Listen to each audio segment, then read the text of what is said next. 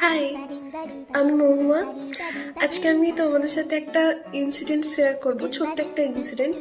আর তোমরা কারা কারা এটার সাথে রিলেট করতে পারছো কমেন্টসে জানিও। তো কি হয়েছে, প্রায় কয়েক মাস, মানে ওই 2-3 মাস মতো আগে, মেনলি যখন আমাদের ইন্টার্নশিপ চলছিল, তো তখন যখন সন্ধ্যাবেলা আর কি ফিরছিলাম মেট্রো করে, একটা মেয়ে না, মানে আমারও খুব চেনা চেনা লাগছিল তাকে। তো হঠাৎ করে এলো, দিয়ে আমাকে বলে কি যে আমি যদি খুব ভুল না হয় তোমার নাম কি মহুয়া?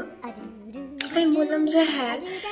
দিয়ে না আর কিছু না জিজ্ঞেস করে নর্মাল কনভারসেশন শুরু করে দিল, লাইক কিরে কেমন আছিস, এখন তো আর কোনো পাত্তাই নেই, স্কুলের পর তো কী করছিস এখন, মানে এসব আর কি। তো আমিও তাকে জিজ্ঞেস করলাম যে তুই কেমন আছিস, তুই কি করছিস, এসব। তো এইভাবে কথা চলছিল। আর আমি না আমার ব্যাক মাইন্ডে ভাবছি যে এর নামটা কি আমার, মানে কিছুতেই নামটা মনে পড়ছে না। তো ও এবার ওটা আমার মুখের এক্সপ্রেশন দেখে বুঝে ফেলেছে।